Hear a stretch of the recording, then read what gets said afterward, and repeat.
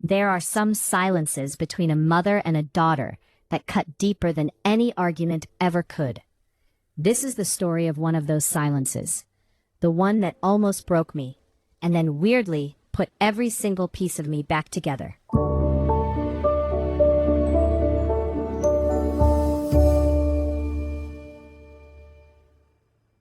My name is Lily Rose, and I used to think that family was just a word for people who show up. You know, the ones who cancel their plans, drive through the rain, and sit next to you in a cold hospital waiting room just because you asked them to.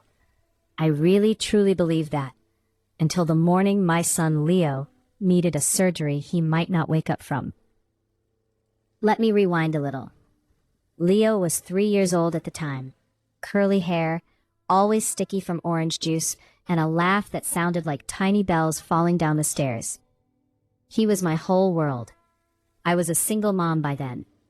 His father had left when Leo was just a baby, said he wasn't cut out for the crying and the sleepless nights. So it was just me, and my mom, of course, Eleanor. Eleanor was complicated. She was the kind of woman who kept her house so clean you were afraid to breathe too hard. She never yelled, but she also never hugged. Not really. She showed love by folding your laundry perfectly and leaving it on the end of your bed without a note. She showed love by making sure you had a roof over your head, but never asking if you were happy under it. I loved her. I knew she loved me, but there was this invisible wall between us, built brick by brick from all the things we never said. When the doctor told me Leo had a rare intestinal blockage and needed immediate surgery, my legs just gave out. I remember sliding down the wall of the hospital corridor like a rag doll. The doctor was saying words like anesthesia risks and 2 hours and sign here. I nodded, I signed. But all I could think was, I can't do this alone. I need my mom. They're about to take him in. Can you please come? I need you here. There was a pause, a long, heavy pause that felt like the whole world had stopped spinning. Then she said something I will never, ever forget. Lily, I can't.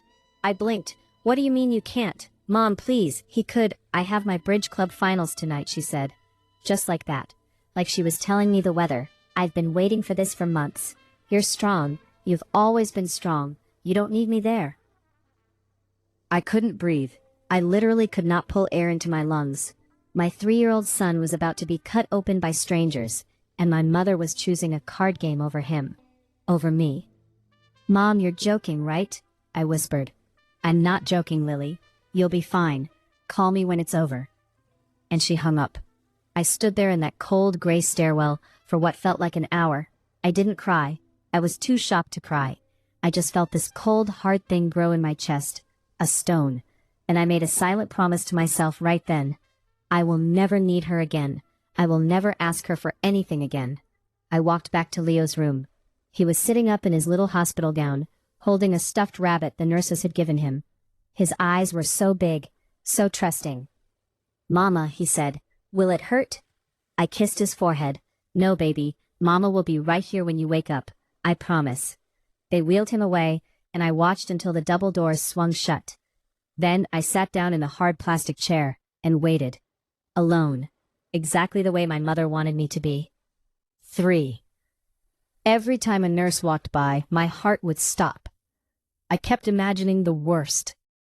I kept imagining having to call my mother and say, he's gone. And then I'd imagine her face. Would she cry? Would she finally show me something real?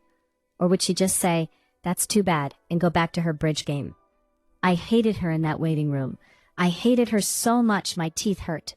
But somewhere underneath all that hate, there was this tiny, desperate little girl who just wanted her mom to hold her hand. And that little girl made me even angrier. Finally, a doctor came out. He was smiling. He did great, he said. He's waking up now. He's asking for you. I ran. I ran so fast I almost fell.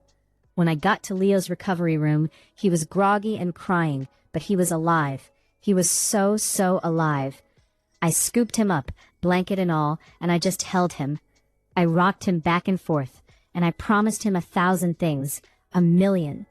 I promised him I would never let him feel alone. Ever. I didn't call my mother that night, or the next morning. I waited. I figured she'd call me eventually just to check. But she didn't. 2 days passed, nothing, and that stone in my chest grew a little bigger. Then, on the third day, my aunt called me, my mother's sister, Margaret. "Lily," she said, and her voice sounded strange, shaky. "You need to come to the house. It's your mom." "What about her?" I asked, and my voice came out flat. I didn't even try to hide the coldness. Lily, she's not okay. She hasn't been okay for a while. She made me promise not to tell you. She's been falling apart, and she didn't want you to see." I felt that stone crack just a little. "What are you talking about?" "Just come," Margaret said. "Please." I left Leo with a trusted neighbor and drove to my mother's house. The whole way there, I rehearsed what I was going to say.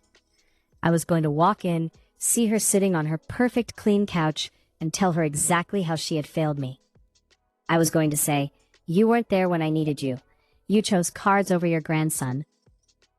So don't expect me to be there for you now." I had it all planned out. I was ready. But then I opened the door, and I forgot every single word. The house was a disaster. Dishes piled in the sink, curtains drawn, dust everywhere, and my mother, my proud, crisp, perfect mother, was sitting on the floor in the corner of the living room. She was in her bathrobe. Her hair was a tangled mess, and she was rocking back and forth, holding a photo album to her chest. She looked up when she heard me. Her eyes were red and swollen. She looked like she hadn't slept in weeks. "Lily?" she said, and her voice was so small, so fragile. I had never heard her sound like that. Not once in my whole life.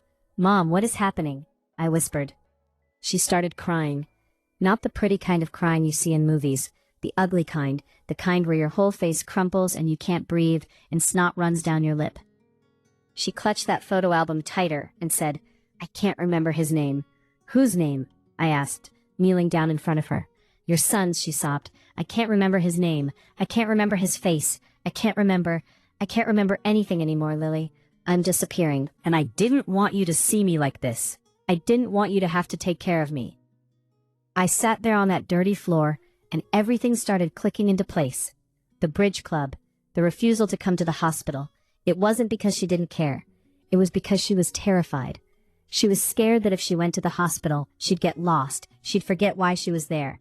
She'd forget Leo's name in front of me. She'd forget her own daughter's face. She had been hiding her dementia for months, maybe longer, and the reason she never asked me how I was doing? Because she didn't trust herself to remember the answer. I looked at my mother, this woman who had raised me alone, who had worked 2 jobs to put food on the table, who had driven me to every single piano recital, even though she was exhausted. And I saw her for what she really was. Not a villain, not a cold, heartless woman, just a scared, lonely person who was losing her mind piece by piece and didn't want to be a burden. I remembered my promise in that stairwell. I will never need her again, but I had it backwards. It wasn't about me needing her anymore. It was about her needing me. "Mom," I said, taking her cold, thin hands in mine. "His name is Leo, and he's okay. The surgery worked. He's alive, and he keeps asking for his grandma." She looked at me with these wide, terrified eyes. "He does? He does. He doesn't care if you forget his name. He just wants to see you." She burst into tears again. Ugly, messy, wonderful tears. And for the first time in my entire life, I held my mother. I sat on that dirty floor in that dark house, and I held her while she fell apart. I didn't fix her. I didn't try to make it better. I just stayed. I never told her she failed me. Because the truth was, she didn't fail me. She was just human. And humans break in quiet ways. Ways you can't see from the outside. Leo came home 3 days later. The first thing he did was draw a picture for Grandma Eleanor. It was a crayon scribble of a sun and a lopsided flower. On the bottom, in his wobbly preschool handwriting, he had written, "I love you even if you forget." My mother framed it. She put it right next to her favorite chair, where she could see it every single day. And on the hard days, the days she called me by my sister's name, or asked me who the little boy with the curly hair was, I didn't get angry. I just took a breath, and I told her again, and again, and again. Because that's what love is. It's not about being there when it's easy. It's about staying when it's impossibly hard. It's about sitting on dirty floors and holding people while they crumble. It's about forgiving the bridge club nights and the missed surgeries, not because they were right, but because the person who hurt you was hurting so much more. So no, I didn't refuse to watch my mother fall apart. In the end, I pulled up a chair, I sat down, and I stayed. Where in the world are you watching this from, and what time is it on your clock right now? Drop it in the comments. I read every single one. If this story sat with you for even a second, do me a favor and hit that subscribe button. There are more silences, more storms, and more healing waiting here at Lily Calm Stories. You don't have to go through it alone. I'll see you in the next one.